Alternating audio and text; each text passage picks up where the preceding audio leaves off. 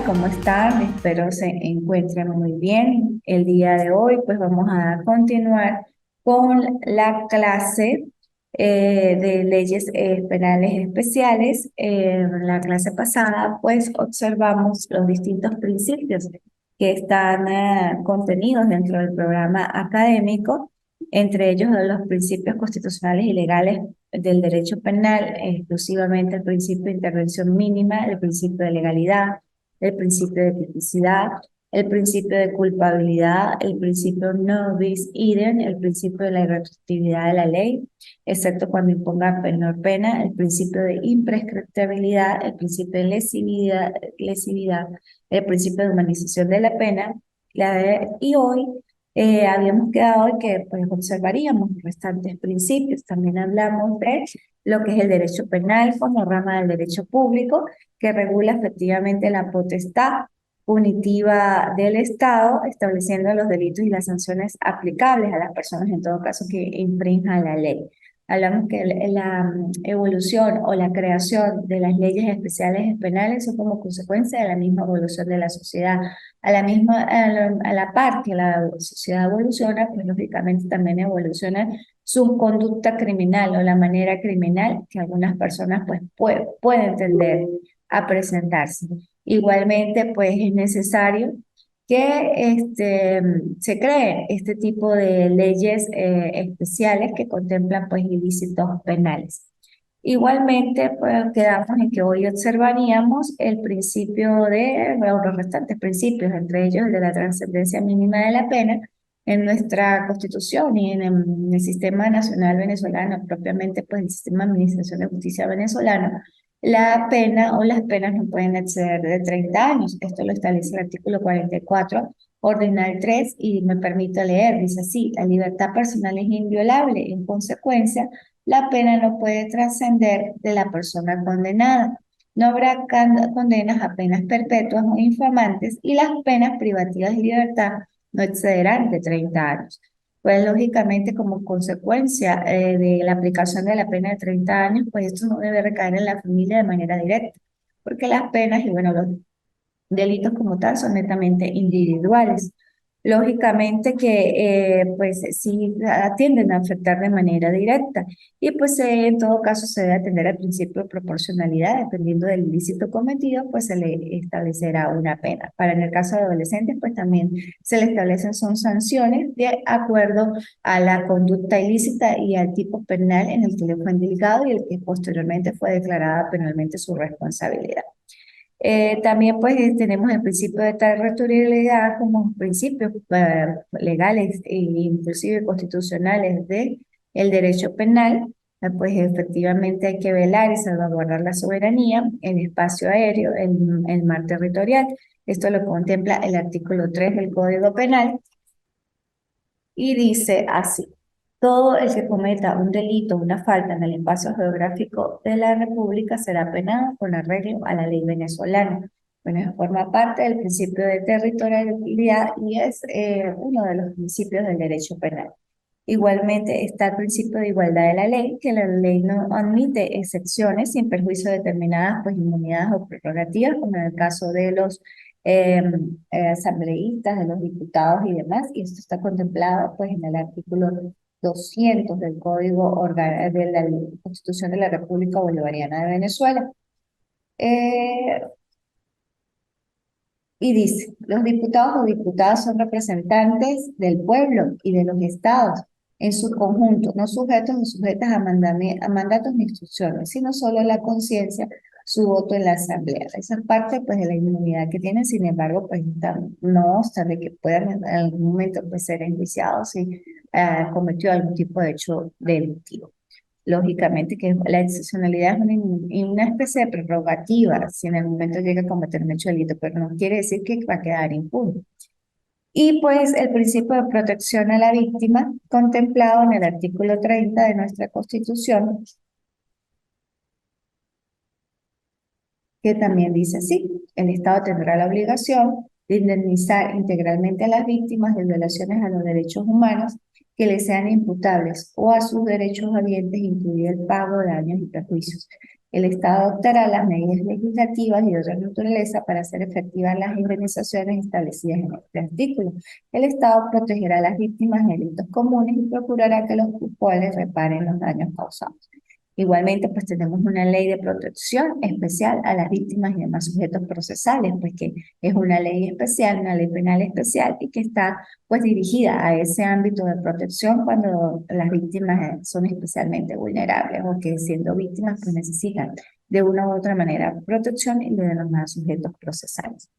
Ahora bien, en cuanto a las fuentes del derecho penal, tenemos que la expresión fuentes del derecho penal en general tiene dos acepciones. Se emplea para designar la autoridad encargada de dictar la norma jurídica, que serían las fuentes de producción, voluntad que dicta las normas vigentes en un lugar y en un momento determinado. Y también se emplea además para referirse a la forma del derecho objetivo, aunque en la vida social, pues a la forma se manifiesta en sí.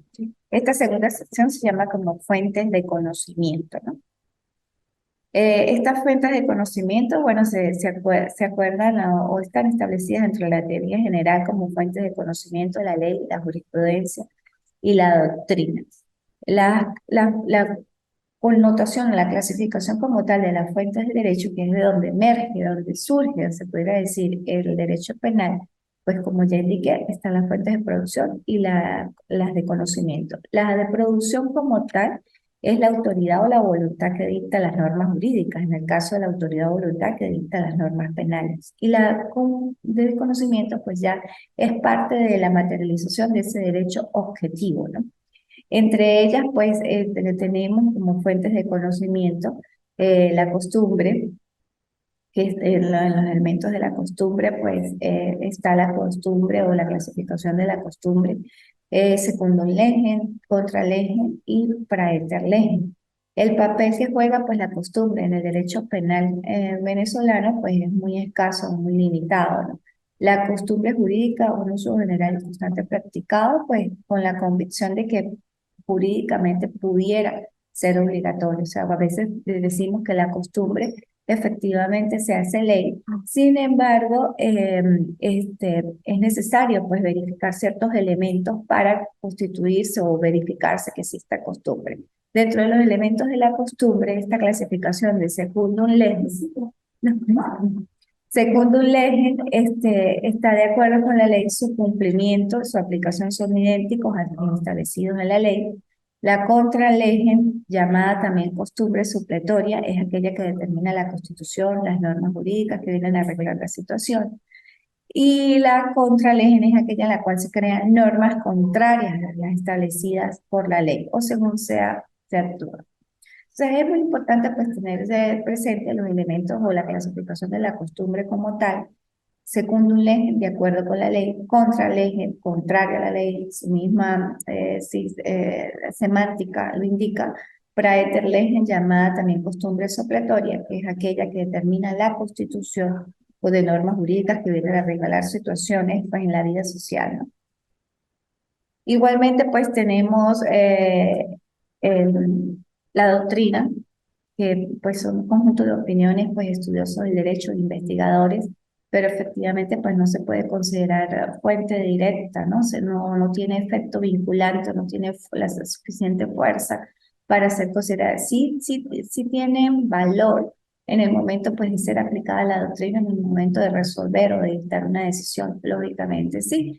Inclusive pues es determinante porque a los estudiosos o los doctrinarios en materia de derecho lógicamente que han hecho a través de su conocimiento y de sus investigaciones científicas, han llegado a ciertas conclusiones que pueden solventar muchas decisiones en el momento de decidir determinada situación. Sin embargo, pues lógicamente no es que se tenga carácter obligatorio o que tenga una fuerza obligatoria, ¿no? Pero sí, pues es importante en el momento de aplicarla y en todo caso hay que saberla aplicar en el momento de introducirla en algún tipo de decisión. La analogía, en cuanto, pues como tal, tampoco puede considerarse como tal una fuente directa. Y efectivamente, pues no se puede aplicar casos análogo a otros parecidos o demás. ¿No? Los principios del derecho también, bueno, hay muchísimas opiniones, si es fuente o no fuente, no, no directa. Sin embargo, se pudiera considerar que esos son necesarios en el momento de determinar o de establecerlos en algún tipo de decisión. Los positivistas pues estiman que no existe el derecho natural y que los llamados principios generales del derecho son aquellos en que se inspiran los ordenamientos jurídicos en conjunto, por lo que para determinar cuáles son principios generales del derecho hay que examinar pues los principios básicos del sistema vigente, ¿no? Aquí y ahora. Eso en cuanto a las fuentes del derecho, dijimos que están las fuentes de producción, tiene es netamente la ley, las fuentes de conocimiento, pues la costumbre, la analogía, la doctrina, los principios generales del derecho.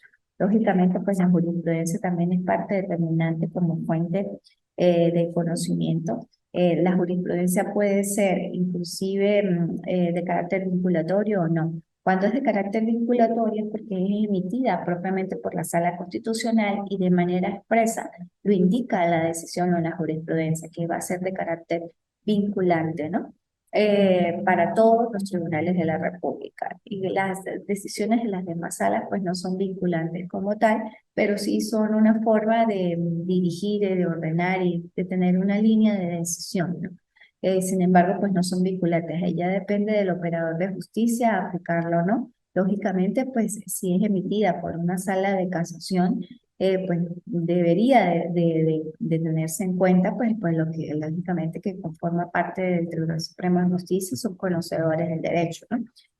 Pues sí sería, sí es relevante y fuente de conocimiento, pues necesaria en el momento de establecer algún tipo de decisión. En cuanto ya propiamente a lo que es la ley penal, ¿no? En virtud del principio de la legalidad de los delitos y de las penas, la ley penal es la única fuente directa e inmediata, propia y verdadera de nuestra disciplina, o sea, del derecho penal. La ley penal es la manifestación de voluntad colectiva expresada por los órganos competentes constitucionales mediante la cual se tipifican ciertos actos como delitos y se establecen las sanciones penales aplicables a las personas que los perpetran. Esto va en sintonía a lo que hablábamos en la clase pasada, que efectivamente, pues si una persona comete un hecho delictivo, su conducta debe estar establecida dentro de un tipo penal, en un marco regulatorio, en un marco legal, en este caso penal.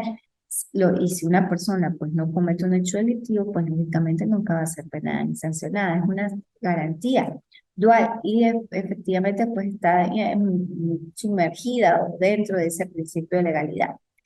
La ley penal pues, es considerada en ese caso como advertencia. Si una persona comete un delito, será castigada con la pena o sanción prevista en la ley penal para ese delito. Garantía. Si una persona no ha cometido delito, no debe ser juzgada ni castigada penalmente. No debe ser sometida a la aplicación de una sanción penal. Características de la ley penal. La ley penal como tal, pues es exclusiva, es liberal, es obligatoria, es ineludible, es igualitaria, es constitucional. Es exclusiva en virtud del principio de la legalidad de los delitos y de las penas.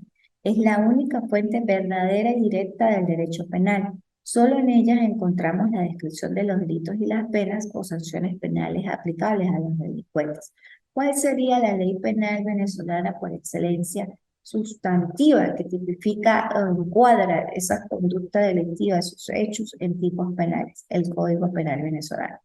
Sin embargo, como producto de la misma evolución de la sociedad, por eso ustedes están viendo leyes especiales penales, donde también se tipifican delitos en este tipo de leyes especiales en virtud de que a medida que avanza la sociedad, pues lógicamente también puede avanzar la conducta o la criminalidad dentro de la misma sociedad. Es necesario adecuar esa conducta desviada, esa conducta criminógena en tipos penales de más vigencia o más, sí, más vigentes en ese momento, con una pena pues más proporcional en todo caso. Es liberal porque consagra la garantía de libertad. Solo entra en juego cuando una persona comete un acto consagrado en la ley penal como delito. Mientras no lo cometa, debe tener la certeza de que no será sancionada, lo que hablábamos. O sea, es una garantía dual, es como advertencia, pero también es como prevención de una u otra manera. Si la persona no está cometiendo hecho delictivo, pues debe estar segura de que no va a ser castigada o sancionada. Es obligatoria, tiene fuerza vinculatoria, obliga a todas las personas que se encuentran en el territorio de la República, es ineludible, solamente puede ser derogada por otra ley penal, los jueces no pueden derogarla, independientemente de que consideren que el hecho que están avistando en ese momento es inmoral, amoral, o sí choca con algunas reglas sociales o morales, pero el juez no es facultado para producir leyes o para producir normas. Es igualitaria, rige por igual a todos los casos, a todas las personas, efectivamente sin trato, sin ningún tipo de distinción, con base a la raza, credo, condición social, política, económica. Es constitucional para que la ley penal pues, sea plenamente válida, debe adaptarse plenamente al fondo de la forma de la Constitución Nacional. Si una ley colide con la Constitución, pues lógicamente se ejercerá el control de la constitucionalidad, se desaplica esa norma y se aplica la Constitución en aras de salvaguardar si hay choque, ¿no? Eso es el llamado control constitucional. Y pues lo ejerce en todo caso, ejercido por los tribunales de la República al aplicar el control difuso. ¿Okay? Pues máximo interpretador de la Constitución es la Sala Constitucional. La clasificación de las leyes penales, bueno, tenemos leyes penales o la ley fundamental por excelencia, lo que hablábamos como norma sustantiva venezolana, el Código Penal venezolano. Están las leyes penales especiales, como la que vamos a ver en la siguiente clase, entre ellas la ley contra la corrupción, la ley contra delitos informáticos, la ley de protección a las víctimas y demás sujetos procesales, la ley de contrabando, la ley de legitimación de capitales, bueno, cantidad de leyes, la ley orgánica de drogas, em, que establece tipologías y encuadra conductas desviadas dentro de tipos penales, porque lógicamente todo debe estar encuadrado dentro del marco del principio de legalidad. Y bueno, con esto pues prácticamente terminaríamos lo que es la ley penal. Recuerden pues que la ley penal también tiene una interpretación. Esta interpretación va enmarcada dentro de su forma, en todo caso, de poderla analizar, ¿no? La clasificación de la ley penal pues, puede ser auténtica o legislativa. La auténtica, legislativa, contextual o simultánea que existe cuando está en el mismo texto legal y están contenidas las normas interpretadas, que son aquellas cuyo sentido de alcance es necesario esclarecer. Por decir, en el Código Penal, en el artículo 77, habla de las agravantes de la pena y establece cuándo sería agravante en el momento de cometer un hecho delictivo, por ejemplo, de homicidio con alevosía. Esto lo dice el 77 y vamos pues a determinarlo para que pues ustedes puedan observar cómo especifica que la interpretación de la ley es textual.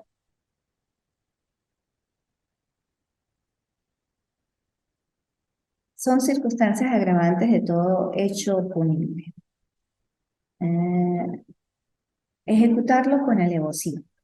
Me dice, o sea, que agrava la situación o agrava la pena ejecutarla, pero también me indica cuándo hay alevosía. Hay alevosía cuando el culpable obra en traición o sobreseguro. Aquí especifica, y por eso es una interpretación textual, de que cuando hay alevosía, el juzgador no puede a su ponerse a interpretar qué es alevosía cuando el mismo Código Penal y su mismo ordenal le está diciendo que hay alevosía cuando el culpable obra a traición o sobre seguro. Esa es una interpretación auténtica, legislativa, contextual o simultánea. Igualmente, está la interpretación auténtica, legislativa o posterior, que en ciertos casos, tras haber determinado pues una ley penal, pues es necesario esa interpretación y pues la da el propio legislador para eliminar algún tipo de interpretación errónea, ¿no? Son casos muy particulares. La interpretación judicial o jurisprudencial o forense es la que realizan los jueces propiamente, cuando aplican disposiciones generales y abstractas de la ley a los casos particulares y que plantea la realidad. Esta interpretación pues, es muy usual, lógicamente, por los operadores de justicia en el momento de emitir decisiones. Necesariamente hacen interpretaciones judiciales o forenses de la ley, del artículo, de la norma que están en este momento tomando para resolver determinados sucesos. Lógicamente que esa interpretación tiene que ser debidamente motivada. Si es una resolución que no está motivada, pues lógicamente puede ser que se caiga la sentencia, no hay blindaje de la decisión y lógicamente va a tener como un punto de Aquiles o el talón de Aquiles donde se va a moverse esa decisión y que probablemente si es recurrida, los jueces superiores la puedan anular. Está la doctrinal o doctrinaria científica, que es la realizada por los maestros del derecho, por los juristas especializados en materia penal, con el propósito de llevar el verdadero sentido de la ley.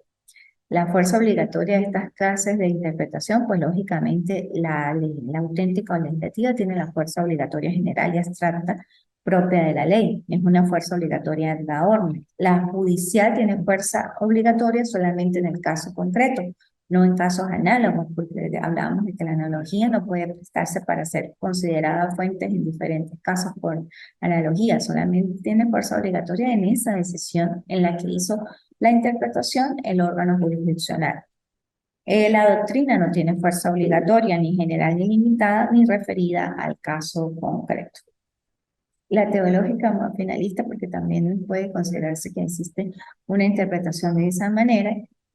Los autores dicen que muchas veces, sobre todo cuando una disposición está puramente redactada, no basta con examinar las palabras de la ley y las relaciones de estas para poder esclarecer el sentido y significado y alcance de esa disposición legal, sino que hay que remontarse como a su origen, a la realidad para la cual fue creada o dictada esa ley, la razón por la que tuvo el legislador en su mente ese pensamiento de crearla y que después, pues lógicamente, la materializó. Con esto, pues, compañeros, concluiríamos lo que es la parte ya de la ley, sus principios, las fuentes del derecho penal, que lógicamente esto es un refrescamiento del derecho penal general, que ustedes lo vieron cuando estudiaron derecho. O sea, ahorita estamos repasando, los invito, a pesar de que el programa no lo tiene, lo que es la validez temporal de la ley penal, donde, cuándo, cómo se puede derogar, cómo se puede abrogar una ley, la validez espacial por el ámbito territorial, cuando proceden los casos inclusive por extradición. Los invito a que también pues revisen los elementos del delito, la acción, la tipicidad, la culpabilidad, la antijuricidad, la imputabilidad, la punibilidad, que son necesarios para pues, comprender este tipo de aspectos también doctrinarios en cuanto a la ley penal. Porque si bien es cierto, la ley penal especial forma parte del derecho penal y es fuente de producción directa y lógicamente hay que conocerlas, o sea, todo lo que es el cúmulo de leyes especiales penales.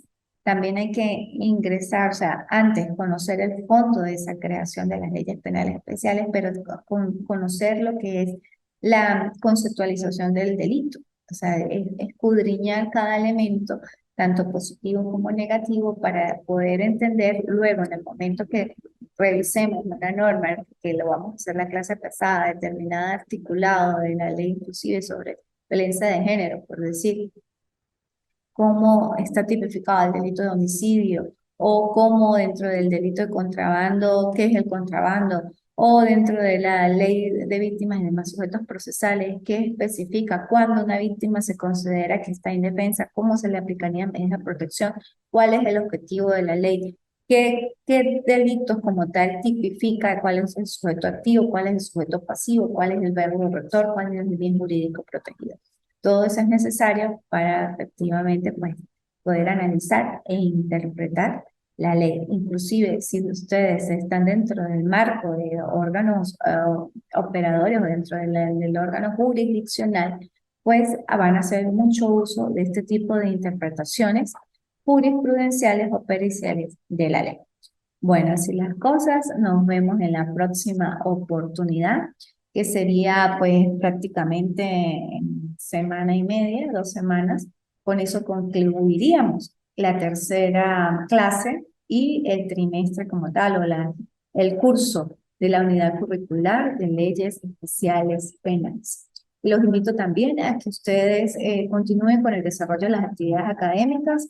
Recuerden que el aula está abierta hasta el 3 de abril del 2023 y que pues es necesario que ustedes cumplan con estas actividades para el desarrollo de su evolución académica y sigan avanzando. Muchas gracias y gracias por compartir estos espacios. Disculpe las interrupciones, pero bueno, estamos aquí y lo importante es eso, que ustedes de manera diferida puedan ver la clase. Y ante cualquier duda, si algo me equivoqué en alguna palabra por las interrupciones, les pido mil disculpas. Estamos en contacto, un abrazo y bueno, sigan de la mano de su Instituto de Estudios Superiores de Investigaciones y Posgrado, Ventanas al Conocimiento, de Táchira, Venezuela para el mundo. Hasta luego.